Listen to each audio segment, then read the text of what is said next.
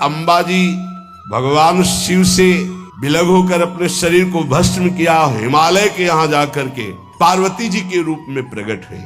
हिमालय पुत्री पार्वती बाल्यावस्था से ही निरंतर ध्यानस्थ रहना शिव अनुराग में। जब किशोर अवस्था हुई, किसी से कोई संभाषण नहीं करती थी माता जी, हर समय भगवान शिव के ध्यान में निमग्न रहना, कठोर तप करना शुरू कर दिया।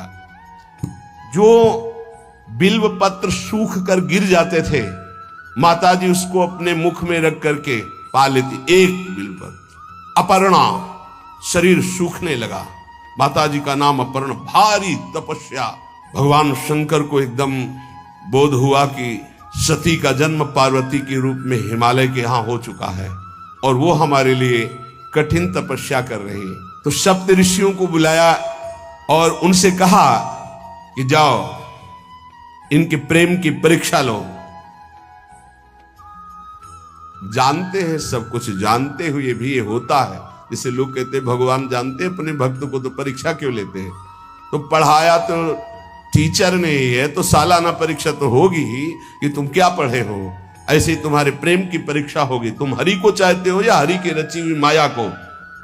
हरि की हुई रची हुई माया में आकर्षित हो गए तो जीरो आ जाएगा। और हरि की तरफ देखते रहे, माया से बच गए तो नंबर आ जाएंगे। 100 के 100 आते हैं यहाँ, 98-96 नहीं आते। 2 ही चैप्टर हैं, हरि पसंद कर रहे हो या हरि की माया। हर भक्त के सामने आता है तो प्रायः लड्डू ही खाने को मिलता है। बचता वही है जो मामे वे प्रपद्यन्ते माया में ताम तरंति थे। केवल हरि। पार्वती पहि जाई तुम प्रेम परीक्षा लेहु, गिरिहि पेरि पठयहु भवन दूरी करेहु संदेहु। हे सप्तऋषियों, जाओ, हमारी आज्ञा है। पार्वती की प्रेम की परीक्षा लो, यदि पास हो जाएं तो उनको तपस्या से निवृत्त करो। बोलो महादेव जी प्राप्त हो जाएंगे। जाओ भवन को चली जाओ, तपस्या की आवश्यकता नहीं। ऋषियों ने जाकर के पार्वती जी को देखा, मानो मूर्तिमान तपस्या विराजमान हो, अस्थिमात्र हुए रहे शरीर, सूखे पत्ते बिल्व के। मुनि बोले, हिमांचल नंदिनी, इतना कठोर क्या प्राप्त करना चाहती हो? किसकी आराधना कर रहे हो? तुम्हारा लक्ष्य क्या है? यदि हम सुनने के अधिकारी हों तो आप कृपा करके बता सकती हैं। पार्वती जी ने कहा, मन बड़ा सकुचाता है आपसे ये बताने में। आप लोग कहीं मेरी हंसी ना उड़ा दें जो मेरा लक्ष्य है। मैंने भी बहुत सिखाने की कोशिश की, लेकिन मेरा मन नहीं मान रहा, हठ पकड़ लिया है। क्योंकि मेरे गुरुदेव ने मुझे जो आकर के बचपन में बता दिया, मैं वही हृदय से स्वीकार कर ली। मनु हठ परा सुनई न सिखावा, चहत बारी पर भीति उठावा। नारद कहा सत्य सुई जाना, बिनु पंखन हम चाहि उड़ाना। मुनियो, वैसे आप भी हंस दोगे। ऐसा लगता है जैसे हम भारी प्रबल धारा में बालू का बांध बनाना चाहती हैं। कहां भगवान शिव और कहां मैं? मेरे गुरुदेव नारद ने बचपन में आकर के कहा, तुम्हारे पति देवाधिदेव महादेव होंगे। बस मैं तब से अपने पति की प्राप्ति की आराधना कर रही हूं। पता नहीं आप मेरी बात सुनकर हंसेंगे कि मानो बिना पंख के मैं आकाश को छूना चाहती हूं। ऋषि हंस पड़े और कहा, बात तो सही है। पर्वत से उत्पन्न हुई हो तो इसलिए तुम्हारी बुद्धि भी हमें लगता है जड़ ही है। नारद के उपदेश से आज तक किसी का घर बसा है? नारद के उपदेश से किसी का घर बसा है? अरे जिस का उपदेश किया उसको बैरागी बना दिया, गृहस्थी तो बनाया नहीं। नारद उपदेश सुनकर किसी का घर बसा हो ऐसा तक प्रमाण नहीं है। देखो, दक्ष के पुत्रों को उपदेश किया, 10,000 एक को 1,000 एक, लौट कर नहीं आए, सब बैरागी बन गए। चित्रकेतु को उपदेश किया, घर चौपट हो गया। प्रहलाद जी को उपदेश किया, पूरा हिरण्यकश्यप का नाश हो गया। नारद सीख जे सुनहि नर नारी, अवसि होई तजी भवनु भिखारी। तुम्हारे गुरु नारद जी की जो सीख सुना बर्बाद हो गया, बाबा जी बन गया, भजनानंदी बन गया। वैसे हम बताएं, नारद जी हैं बड़े कपटी, ऊपर से साधु का चिन्ह है, अंदर से कपट। क्या कपट? उसके संसार का नाश कर देते हैं, भगवान से जोड़ देते हैं। मुझे नारद जी की बात कम समझ में आती है। ये उल्टा बोल रहे ऋषि परीक्षा के लिए, गुरु निष्ठा हटाने के लिए, समझ रहे हो? पार्वती जी ने कहा बचपन में मेरे गुरुदेव ने बता दिया, वही मैं। नारद जी की बात आज तक घर किसका? जो नर नारी नारद की बात सुने भवन त्याग करके भिखारी बन गया, प्रमाण है। उनके वचनों पर तुम विश्वास मान रही हो। महादेव जी को पति निर्गुण नीलाज कुबेश कपाली, अकुल अगेह दिगंबर ब्याली। नारद जी ने तुम्हें भगवान शिव को पति बिल्कुल निर्गुण समझो। निर्गुण को बताओ, दूसरा भी अर्थ होता है और एक अर्थ होता है कि कोई गुण नहीं। नीलाज, नंगे धड़ंगे घूमते कभी कभी। दिगंबर, कोई लज्जा नहीं। कुबेश, भाई सुंदर मुकुट लगाए हो, पोशाक पहने हो, नहीं, चिता की भस्म लगाए, मुंडों की माला पहने, बहुत बाघंबर डाल लिया, ये कुबेश है। कपाली, मनुष्य के मुंडों की माला। अकुल, आज तक कोई पता नहीं लगा कि किस कुल के हैं महादेव जी, क्योंकि सब कुलों के मूल है, मूल का मूल वही है, उनके मूल कोई है नहीं। आगे एक दीवाल नहीं है, 60,000 योजन का एक बरगद का पेड़ है, उसी के नीचे रहते। 60,000 योजन, 1 योजन 4 कोस, 1 कोस 3 किलोमीटर। कितना बड़ा वटवृक्ष? कैलाश में एक वटवृक्ष जिसके नीचे रहते 60,000 योजन का। 6 ऋतुएं शोभा देती उसी वटवृक्ष के। और कोई घर तो है नहीं महादेव जी के। और आभूषण भूल मत करना, बड़े बड़े विषैले सांपों का आभूषण कोई सोना चांदी नहीं पहनते महादेव जी। हमें लगता है ऐसा दूल्हा के लिए ऐसा तप। नारद जी ने ठग लिया तुम्हें, पागल बना दिया तुम्हें। देवाधिदेव महादेव के सुनो, इन्हीं ने शिक्षा दी थी सती को। ऐसे बौरे पति मिले, आग में जाके शरीर भस्म करना पड़ा। इसलिए हम तुम्हें बता रहे हैं कि बहुत सुंदर दूल्हा हम देख के आए हैं। हम जान गए थे कि तुम तपस्या कर रही हो। हरि का नाम सुना है? बैकुंठ में रहते हैं, बहुत सुंदर हरि है। यदि उनका आप वर्ण कर ले तो सुखी हो जाएंगे। बैकुंठ राजधानी, अब आभूषण उनके क्या कहना, पार्षद सही। ऐसे शिव जो चिता की राख लगाते हैं, सांपों की माला पहनते हैं, मुंडों की माला, सांप का जनेऊ, बाघंबर, हमें तो पसंद नहीं आए। और हमारी बात मान लो, ऐसे के पास स्त्रियां टिक नहीं सकती जिनके घर नहीं, आभूषण नहीं, धन नहीं, कोई भोग सामग्री नहीं हो, उदासीन, उनको किसी से मतलब नहीं। तो सुनो, हमारा विचार स्वीकार कर लो। अति सुंदर सुचि सुखद सुशीला, गावहि वेद जासु जस लीला। असबर तुम्हि मिलावब आनी। बहुत सुंदर त्रिभुवनपति, बड़े सुशील गुणवान, जिनका यश वेद गाते गाते अघाते नहीं है, कोई दोष नहीं, सद्गुणों के समुद्र, लक्ष्मीपति, वैकुंठाधिपति।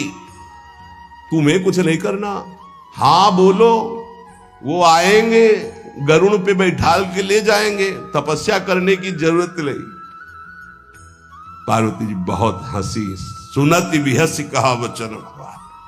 अच्छा अच्छा अच्छा, आपने ठीक कहा कि पर्वत से हमारा प्रादुर्भाव हुआ है, इसलिए आपको यह भी पता होगा कि पर्वत बहुत हठीला होता है, जहां डटा है वहीं डटा रह सकता है।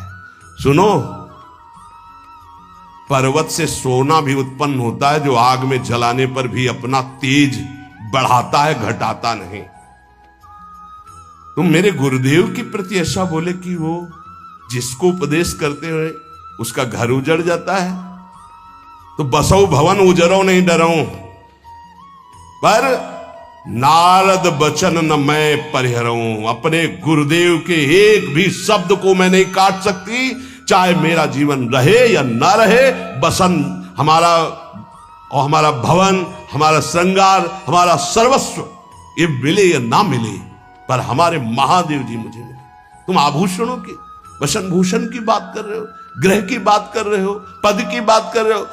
गुरु के बचन प्रतीति न जेहि, सपने हूं सुगम ना सुख सिद्धि तेहि।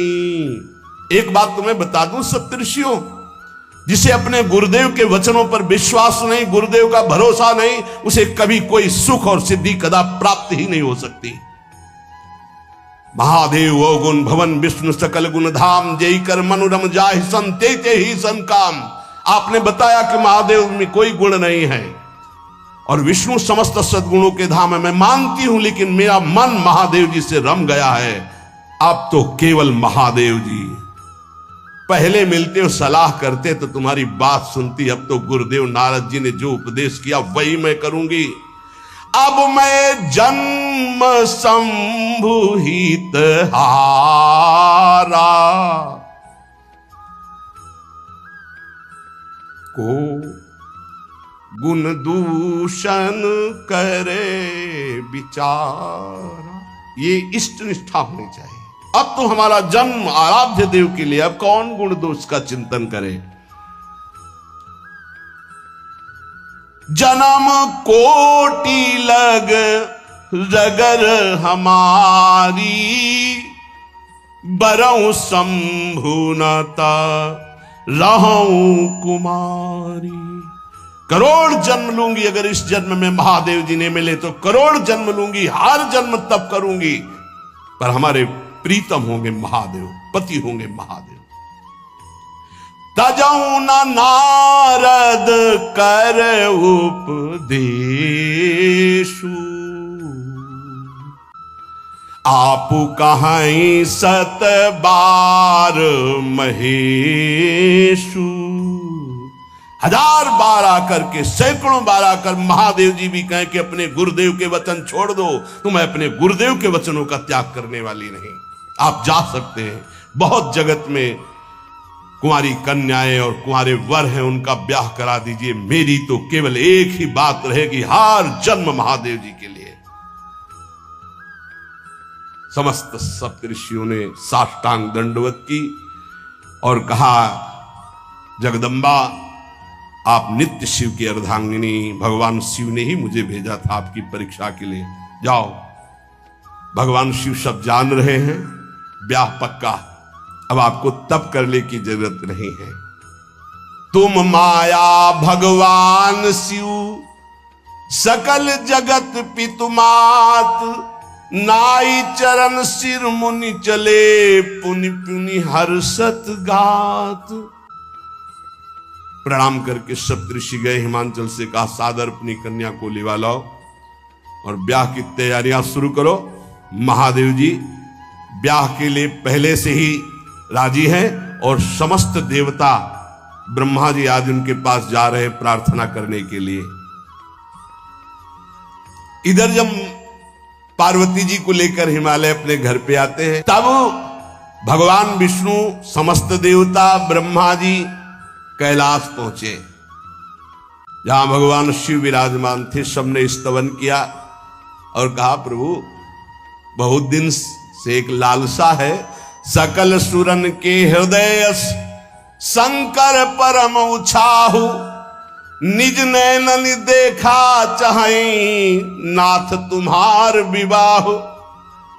भगवान विष्णु ब्रह्मा जी समस्त देवताओं ने कहा, प्रभु हम सबके मन में एक उत्साह है, आप दूल्हा हो, हम सब बराती हो, आपका विवाह देखना चाहते हैं। प्रभु ये उत्सव देख ले तो हमारा जीवन सार्थक हो गया, आप हां बोलो। कामदेव के मद को चूर करने वाले आपको दूल्हा रूप में देखना चाहते हैं हम सब। स्वामी का स्वभाव होता है सेवक को सुख देना। पार्वती जी ने अपार तप किया है आपके लिए, आप उनको अंगीकार कीजिए। भगवान विष्णु ब्रह्मा जी की प्रार्थना सुन करके भगवान शिव जी ने कहा, तथास्तु, ठीक है ब्याह पक्का। देवताओं ने नगाड़े बजाए, फूलों की वर्षा होने लगी, देवाधिदेव महादेव की जय के नारे कैलाश में गूंजने लगे। सप्तऋषि भगवान शिव के पास आए, कहा, प्रभु बड़ी अनन्य है पार्वती जी आपकी, अखंड प्रेम है। हमने बड़ा छल करके उपदेश किया, लेकिन उन्होंने कहा कि मैं नारद जी का उपदेश नहीं त्याग सकती, करोड़ों जन्म लूंगी और हर जन्म महादेव जी के लिए। भगवान शिव जी की आंतरिक वृत्ति जो पार्वती जी की प्रीति की है उसे कोई नहीं जानता। बहुत विरह में रहे, ऐसा न समझे कि देवाधिदेव महादेव जी परम उदासीन है, नहीं। सती जी के वियोग में बड़ी विचित्र दशा महादेव जी की हुई थी। सप्तऋषि फिर गए पार्वती जी के पास और कहा, अभी बीच में घटना घट गई, कामदेव गया था महादेव जी की समाधि को भंग किया, तो महादेव जी ने कामदेव को भस्म कर दिया, तो अब ब्याह का मतलब क्या रह गया। भवानी ने कहा, तो तुम क्या अभी तक भगवान शिव को कामयुक्त देखते थे क्या? क्या तुम समझते हो तुम्हारे जान काम अब जा रहा? अरे अब लग शंभु रहे सभिकारा। तुम्हारी नजर में अभी तक भगवान भिखारी थे और अब काम को भस्म किया है। अरे हमने भगवान शिव की आराधना की, हमरे जानी सदा शिव जोगी, अज अनवद्य अकामो अभोगी। मैंने तो शिव को सदा ही योग संपन्न ब्रह्मबोध देखा है। वचन और कर्म से, मन से मैंने यदि भगवान शिव को अपना स्वामी माना है, योगी, अजन्मा, अनिंद्य, काम रहित, भोगहीन, तो निश्चित मुझे प्राप्त होंगे।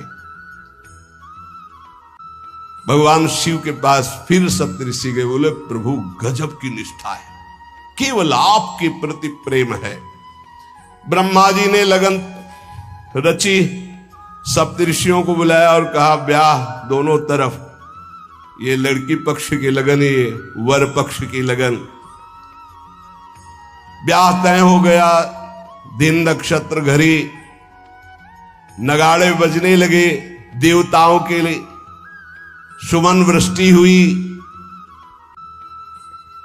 ब्रह्मा जी ने सबको बुलाया, हिमालय ने सबको निमंत्रण दिया। बड़े बड़े पर्वत भेंट लेके आ रहे हैं, बड़े बड़े रसनिधि समुद्र भेंट लेकर के आ रहे हैं।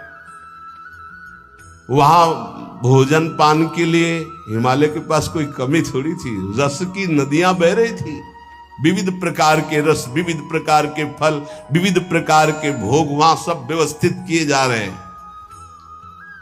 ब्रह्मा जी ने कहा, देखो सबसे पहले नारायण की समाज रहेगी, दूल्हे की नहीं रहेगी, नहीं तो गाली ही पड़ेगी। हिमालय के यहां प्रवेश पाने के लिए बरातियों में सबसे पहले नारायण, फिर देवराज इंद्र का परिकर, वायु देवता, अग्नि देवता, सबसे पीछे दूल्हा की बारात। बात तय हो गई। ऐसे ऐसे सब लगे संवारन सकल सुर, वाहन विविध विमान, हो ही सगुन मंगल सुबद, करहि अप्सरा गान। सब अपने अपने वैभव संपन्न सब तैयार हो रहे हैं। बोले, महाराज दूल्हे को तैयार किया जाए। शिवहि शंभुगन करहि सिंगारा, जटा मुकुट अहि मोर संवारा। कुंडल कंकन पहिरे ब्याला, तन विभूति पट के हरि छाला। शशि ललाट सुंदर सिर गंगा, नयन तीन उपवीत भुजंगा। गरल कंठ उर नर सिर माला, अशिव वेश शिव धाम कृपाला। कर त्रिशूल अरु डमरु विराजा, चले बसहा चढ़ी बाजहि बाजा। देखी शिवहि सुरत्रिय मुस्काहि, बरलायक दुल्हनी जग नाही। दूल्हे की तैयारी हो रही भाई, चिता की भस्म, चिता की भस्म। जैसे पाउडर ले गए, पहले चिता की भस्म लगाई गई, अब जटाएं बांधी गई। जटा ऐसे त्रिभुवन का विनाश जब करना होता, जटा खोलकर जब तांडव करते तो कोई नहीं बचता। जटा कटा संभ्रमम भ्रमण निलंप निर्झरी, बिलोलवी चिवल्लरी विराजमान मूर्धनि। धगत धगत धगत जो ललाट पट्ट पावके। तीसरा नेत्र मानव विश्व का विनाश करने के लिए उसे पटबंद किए हुए विशाल जटाएं। जटा का तो मुकुट सवारा गया, अब जटा बंध है काहे से? सांप, ये मुकुट सांप। और कुंडल करिया और भूरी भी थी। हाँ, सोने चांदी के लिए डंक मार दे तो बेहोश हो जाओ ऐसे। पहिरे ब्याला, बाजूबंद छोटे फण वाले, है कोई पनिहा कोई दुमहा ऐसे। और ऐसे जनेऊ वासुकी नाग, गले के माला भगवान का विभूत, ऐसा स्वरूप है। और शेर की छाल नीचे, शशि ललाट, द्वितीया का चंद्र, शशि ललाट, ये मुकुट द्वितीय का चंद्रमा। सुंदर सिर गंगा, भगवती गंगा, फव्वारे ले उठते जटा के बीच से गंगा जी। नयन तीन, माथे वाला बंद है, दो खुले हैं। उपवीत भुजंगा, जनेऊ वासुकी नाग। गरल कंठ, नीलकंठ विष यहां रोके हुए। और मुंडों की माला, हाथ में त्रिशूल, डमरू बंधा हुआ, नंदकेश्वर पे सवार। बोले ऐसे दूल्हा के लिए दुल्हन तो त्रिभुवन में नहीं मिलेगी, ऐसा दुल्हन दुल्हन का मिलेगी।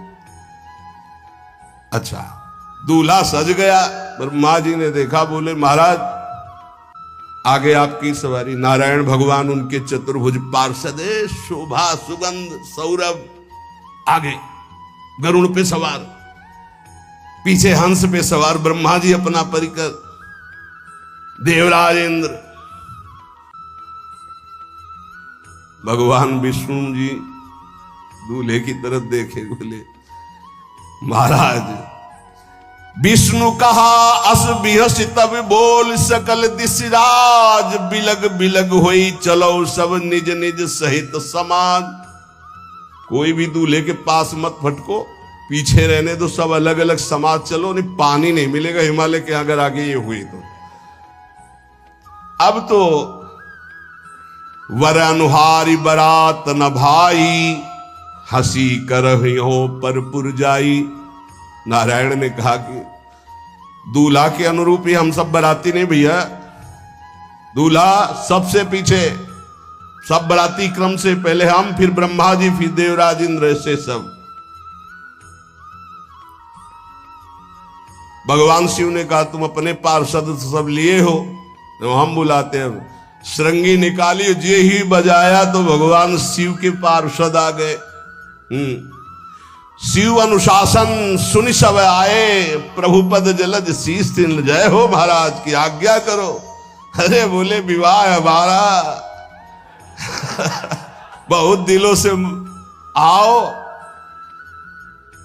भुजप्पा जैसे देखो ना, अगिया बैताल। हाँ अब कैसे शिव के बराती हैं, जरा ये आगे पार्टी तो निकल गई बंदनी। ये जो भगवान शिव ने बुलाया बरातियों को, अपने साथियों को, को मुखहीन विपुल मुख काहू, बिनु पद कर को बहुपद बाहू, विपुल नयन को नयन विहीना, रिष्ट पुष्ट को अति तन खीना। किसी के एक को मुख नहीं, केवल मांसई का पिंड है, और किसी के पूरे शरीर में मुख ही मुख है। किसी के एक भी हाथ पैर नहीं है, लुढ़कता चल रहा है, और किसी के बहुत से हाथ पैर हैं। किसी के नेत्र नहीं है, किसी के बहुत नेत्र हैं। बड़ा विचित्र। किसी के हड्डी हड्डी है तो कोई बहुत मोटा है, कोई बहुत पतला है। तनखीन को अति पीन, पावन को अपावन, गति धरे भूषण कराल, कपाल कर सब सद्य सोनित तन भरे। खरस्वान सुमर सुकाल, मुख गन भेष अगणित को गने, बहु जिनस प्रेत पिशाच जोगी, जमात वर्णत नहीं बने। पिशाचिनी खून लपेटे नाच रहे, भगवान शिव का विवाह। और भूत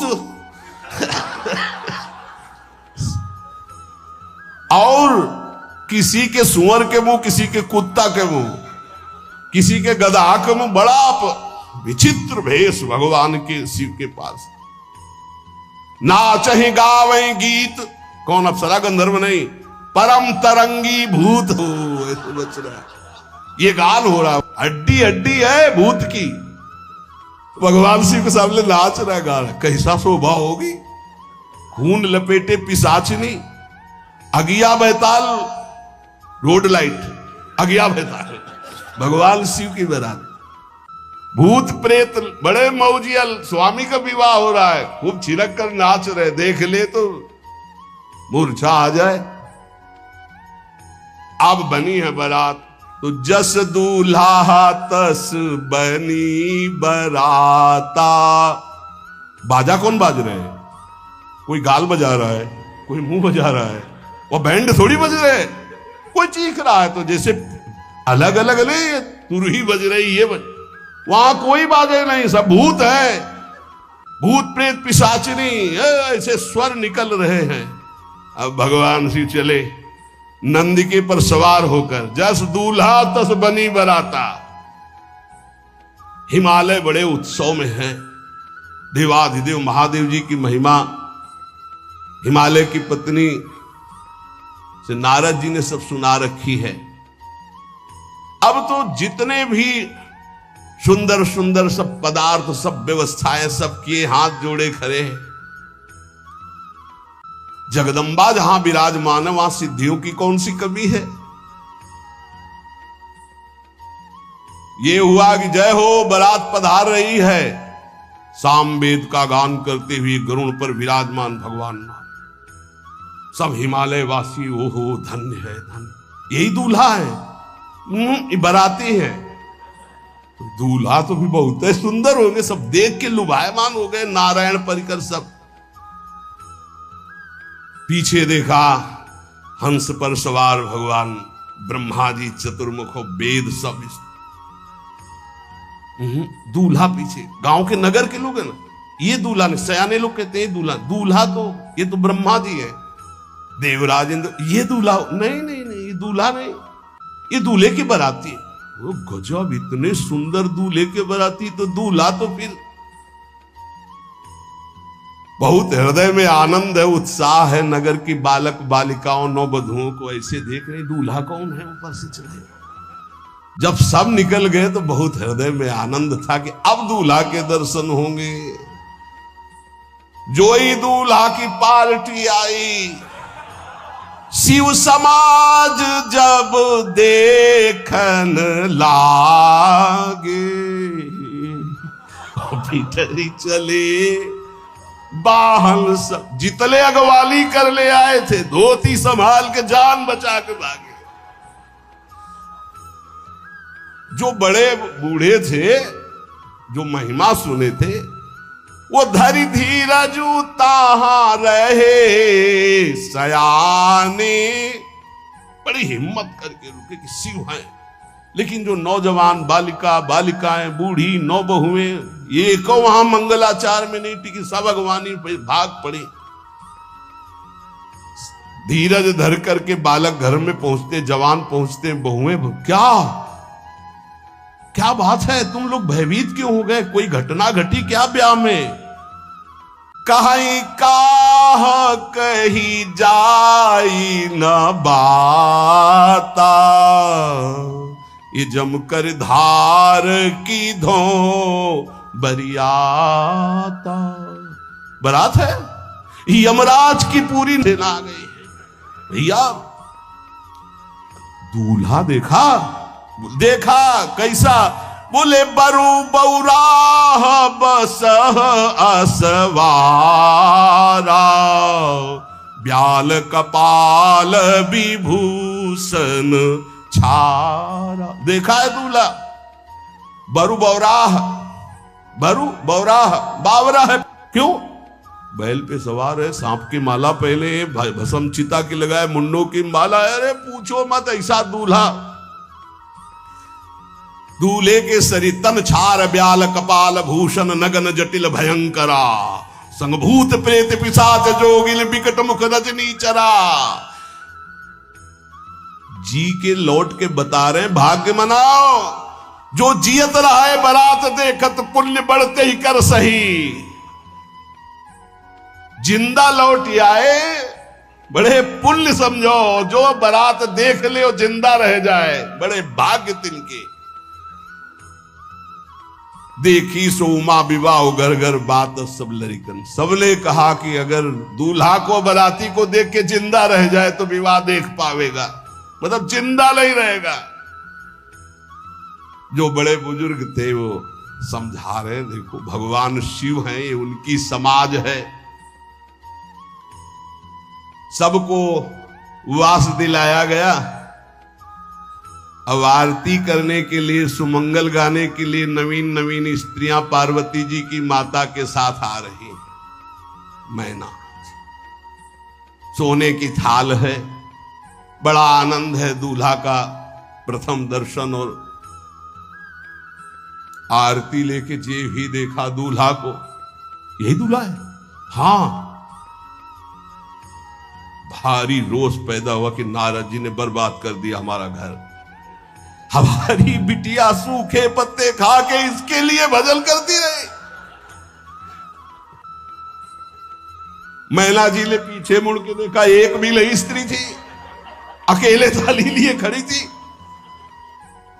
लौट के आई, उन्होंने कहा कि सब भाग क्यों पड़ी? बोले प्राण बचाए, ऐसे ऐसे करिया फुसकार रहे थे। कोई थाली पटक दी, आरती की गई।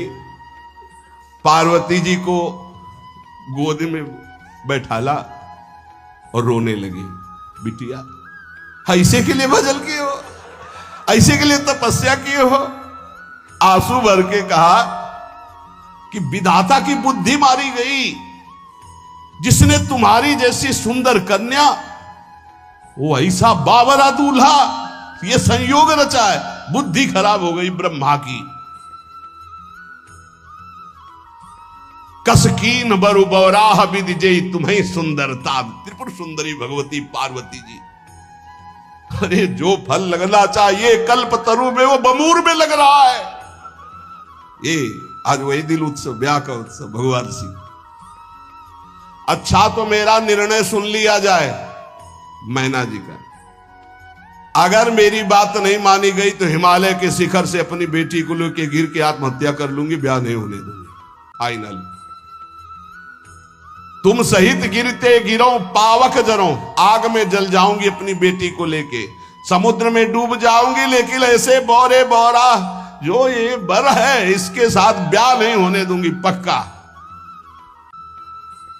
सब रोने लगी मैना जी का आदेश सुनकर। मैना जी कहती, हाय मैंने नारद जी का क्या बिगाड़ा था, नारद कर में काह बिगाड़ा, भवन मोर जिन बसत उजारा।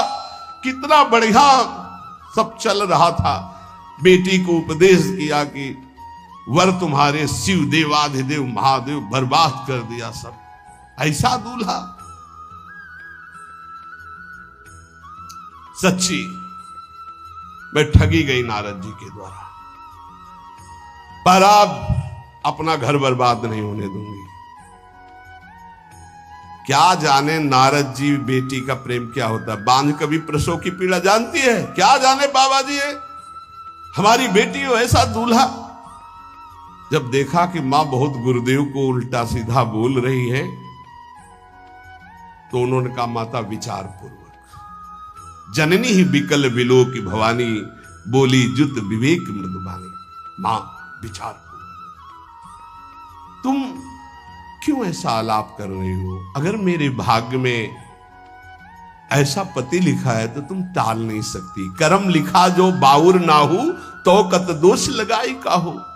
तुम सन मिटे की विधि के अंका, व्यर्थ लेहू जनि मातु कलंका। मां मेरे भाग्य में ऐसा ही लिखा है, आप व्यर्थ में क्यों रो रही। जब पार्वती जी की ऐसी करुण बात सुनी तो सब स्त्रियां रोने लगी, विधाता को दोष लगा रही। नारद जी के पास हिमालय गए, बोले हम तो संभाल लेंगे, घर में सब गड़बड़ हो गया। अरे इनको समझाते कि ठीक से आते, कैसे आए हैं ये, जैसे विनाश कर ले आए हो। अरे ब्याह कर ले आए, घर में सब बिगड़ गया, मैना बिखर गई, ब्याह बंद, अब नहीं होगा, संभालो जाके। नारद जी गए और जाकर के मैना को कहा, देखो ये इनका बाहरी रूप है, ये जो आपके यहां पार्वती के रूप में जन्मी, ये नित्य इनकी अर्धांगिनी सती है, जो यज्ञ भवन में शरीर छोड़ करके आपके यहां जन्मी, ये इनकी नित्य संगिनी है। आप ऐसा शोक मत कीजिए। नारद जी विविध प्रकार से माता को समझाया।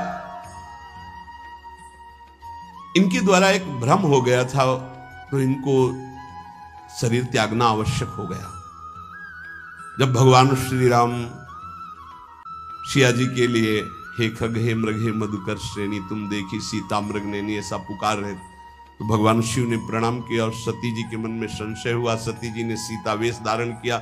जब भगवान शिव ने जाना तो उसी समय त्याग कर दिया था कि अर्धांगिनी रूप में अब कभी स्वीकार नहीं कर, क्योंकि पूज्य माता का रूप आपने धारण किया। तो मूल बात ये थी, इसीलिए योगाग्नि में जाकर शरीर को भस्म कर दिया और आपके यहाँ पार्वती जी के रूप में जन्मी है। जब नारद जी ने बताया कि आप बिल्कुल धैर्य रखिए, भगवान शिव का वैभव आपने देखा नहीं, ये इनका बाहरी रूप है, समझाया मैना को तसल्ली की। बोले अभी दूल्हा रूप आपको दिखाते हैं, आप चुप रहिए। तब मैना के हृदय में कुछ शांति हुई। जितने गांव के नगर के सब लोग थे सबको सूचना पहुंची, डरो मत, भगवान शिव है, ये लीला कर रहे हैं। अभी नारद जी गए और बोले विवाह करना है कि नहीं करना, शंकर जी से कहा। बोले आए इसीलिए, बोले ये सब बंद करो आप, ये रूप से विवाह होता है, वह हमारी सारी जो बिचौलिया में पीट रहे हैं, हम उधर जाओ तो उधर, ये रूप हटाओ। बोले कौन सा रूप धारण करें, दूल्हा रूप धारण करो। भगवान शिव ने जे भी, बहुत सुंदर शिव है, कर्पूर गौरम जैसे ने चिदानंद, 16 वर्ष की अवस्था, हाथ में दर्पण और अद्भुत मुकुट धारण किए हुए, जटाएं ढकी हुई, गौर वर्ण, वो सुंदर रूप जो देखे सो मोहित हो जाए। ध्याये नित्यम महेशम रजति किरणिभम चारु चंद्रावतन सम। कैसा सौंदर्य रूप महादेव जी का। चलो अब जो जेवनार के लिए सब शुभ नववधुएं सब मैना जी को बुलाया, देखो दूल्हा आ रहे हैं, एक एक कदम ऐसे चल रहे, संभाल संभाल के जैसे चलना सीख रहे हो। तांडव करने वाले चरण है, पर नारद जी ने को अब नहीं, नव किशोर अवस्था, हाथ में दर्पण, वो सुंदर रूप भगवान शिव का, एक एक कदम बारात में जो देखे सो मोहित। मैना ने कहा हो अहो भाग्य, ऐसे दूल्हा बोले वही हैं जो नंदी पे सवार थे, इनके स्वरूप को जानना बड़ा कठिन है। अब जो सुंदर जीवनार हुई बरातियों के साथ भगवान शंकर की बड़े मधुर गीत गाए जा रहे हैं। मुनियों ने फिर हिमवान को लगन पत्रिका सुनाई। विवाह का ठीक समय देख करके समस्त देवता और वेद स्वयं मूर्तिमान होकर वेद उच्चारण कर रहे हैं। भगवान शिव का पाणी ग्रहण संस्कार हो रहा है। पार्वती जी जब श्रृंगार करके सभा में आई ब्याह मंडप पे, तो कोई ऐसा नहीं था जो देखकर मोहित न हो गया हो। त्रिपुर सुंदरी अम्बा है, लेकिन सब ने उनके श्री चरणों में सर झुकाया, क्योंकि जगदात्मा महेश पुरारी, जगदंबिका जानि भव भामा, सुरन मनन मन कीन प्रणाम। ऐसा सुंदर रूप अम्बा जी का त्रिपुर सुंदरी है। जब वो दुल्हन रूप में पधारी, कोई भी ऐसा नहीं था जो एक बार देखकर मोहित न हो, पर सब श्री चरणों में, क्योंकि जगदंबिका है, भगवान शिव की आद्या शक्ति है। सुंदरता मर्जाद भवानी, जाय न कोटि बदन बखानी। करोड़ों मुखों से यदि वर्णन हो तो इस समय जो पार्वती जी का सुंदर रूप है, नव किशोरी और दुल्हन रूप, पार्श में बैठे अत्यंत सुकुमार, कपूर और चांदी की तरह गौर वर्ण, एकदम तेजोमय, विशाल नेत्र, स्वर्ण आदि के आभूषण, कहीं कोई एक बिच्छू सर्प कुछ नहीं, बिल्कुल नव किशोर राजकुमार स्वरूप भगवान शिव। पार्वती का मन रूपी भौरा शिव जी के रूप को देखकर लुभायमान हो रहा है। आज्ञा भई, ब्याह प्रारंभ हो। आश्चर्य की बात, गणेश जी का पूजन सबसे शुरू हुआ। लियो, मुनि अनुशासन गणपति पूजे शंभु भवानी, गणानान्त्वा गणपति ग्वंघवामहे प्रियानान्त्वा प्रिय। लियो, बोले गणेश जी और पार्वती जी के मतलब पुत्र का भावातल कि वो जो उट्टल लगा रही थी उसी से ये आदि गणेश है, ये आद्य गणेश है। जैसे आदि ब्रह्म, जैसे आदि ब्रह्म स्वरूप ये गणेश है। भगवान शिव और पार्वती जी ने प्रथम गणपति पूजन किया। मुनि अनुशासन गणपति पूजे शंभु भवानी, को सुनि संशय करे जनी। ये अनादि जी जान, कोई संशय मत करना कि वो पुत्र है जो पार्वती जी से प्रकट हुए। बोले नहीं, ये अनादि गणपति का पूजन हो रहा है, जो ब्रह्म गणपति है। जस विवाह कै विधि श्रुति गाई, महामुनिन सो सब करवाई। गही गिरीश कुश कन्या पानी, भवई समर्पी जानी भवानी। पाणी ग्रहण संस्कार किया, कन्यादान। ये बहुत बड़ा गृहस्थ धर्म में परम पावन है। देखो, जो हमारी पूर्व धर्म मर्यादा की संस्कृति कितनी पावन संस्कृति है, जिसको आज हम भूलते चले जा रहे हैं, मनमानी आचरण करते चले जा रहे हैं। इसलिए गृहस्थ भी सुखमय नहीं रह गया है। गृहस्थ अगर धर्म के अनुसार हो तो उसको परम पद की प्राप्ति होती, परम मंगल होता है। बहुत ये जो हमारी धर्म मर्यादा है बहुत सुख देने वाली है, लेकिन इसका प्रतिदिन उल्लंघन ही होता जा रहा है। न माता से मतलब, न पिता से मतलब, मनमानी आचरणों से मतलब, जो मन जैसे आवे वैसे बहे, ये हमारी धर्म मर्यादा। देखो स्वयं भगवान कैसी मर्यादा है, पानी ग्रहण कर रहे, कुछ जल मंत्र, ब्रह्म ऋषि साक्षी, फिर पानी ग्रहण। पानी ग्रहण जब कीन महेशा, ये हर से तब सकल सुरेशा। वेद मंत्र मुनि बर उच्चरहि, जय जय जय शंकर सुर करहि, बाजहि बाजन विविध विधाना, सुमन वृष्टि नभ भय विधि नाना। जिस समय पाणी ग्रहण भगवान देवादिदेव महादेव रंबा पार्वती का हुआ, समस्त देवता मुनिगण वेद मंत्रोच्चारण करते हुए जय हो जय हो जय हो, विविध बाजे बज रहे, पुष्पों की वर्षा हो रही। हर गिरजा कर भयउ विबाहु, सकल भुवन भरी रहा उछाहु। भगवान शिव और पार्वती जी का विवाह संपन्न हुआ। बहुत कुछ श्री चरणों में भेंट रख करके हिमांचल ने प्रार्थना की, प्रभु आप तो कृपा के समुद्र हैं, अगर मेरी पुत्री से कभी कोई गलती हो जाए तो क्षमा करना। नाथ मामम प्रांशम ग्रह किंकरी करेहु, क्षमेउ सकल अपराध वही प्रसन्न वरुदेव। हे शिव, आपसे एक ही प्रार्थना है, मेरी पुत्री अबोध है, कभी कोई गलती कर दे तो हे नाथ मैं क्षमा चाहता हूं, मेरी पुत्री से कभी आप रुष्ट मत होना। बहुत प्रकार से भगवान शिव ने उनको आशीष दिया, ढांढस बंधाया। फिर भगवान शिव और उमा आनंद पूर्वक कैलाश पधारे। चरित सिंधु गिरजा रमन, वेद न पावहि पारु, बरने तुलसी दास किमि अतिमति मंद गवा। कह रहे भगवान शिव की महिमा को तो वेद नहीं पार पा सकते। गोस्वामी तुलसीदास जी कह रहे मैं भला उस महिमा को कैसे गा सकता हूं, मैं तो गवार बुद्धि का हूं। भगवान शिव और माता पार्वती जी आज भी अब भी कैलाश में विराजमान है।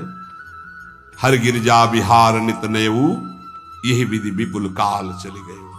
भगवान शिव और पार्वती का जो मंगल में विवाह सुनेगा, भगवान के चरणों में प्रीति, समस्त पापों का नाश होकर हृदय की निर्मलता, हरिहर में प्रीति निश्चित प्राप्त होती है।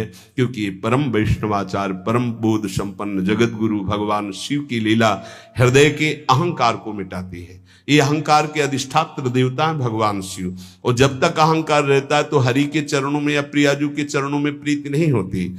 सुनहु राम कर सहज स्वभाव, जन अभिमान न राखे काहू। तो भगवान शिव जिस पर कृपा करते तो अहंकार का अपहरण कर लेते हैं और दैन्य भरी भक्ति हरि के चरणों में हो जाती है। इसीलिए भगवान श्री राम अपनी अयोध्या वासियों से हाथ जोड़कर कहा, और एक गुप्त मत सबई कहां कर जोरी, शंकर भजन बिनानर भगति न पावे मोरी। भगवान शिव और पार्वती का ब्याह संपन्न हुआ, आज भी कैलाश में नित्य विहार करते हुए विराजमान है। ऐसे उनके चरणों को प्रणाम करके अपने आराध्य देव के चरणों में प्रीति मांगते हैं। नमः पार्वती पतये हार हार हार महादेव। जय जय श्री राम।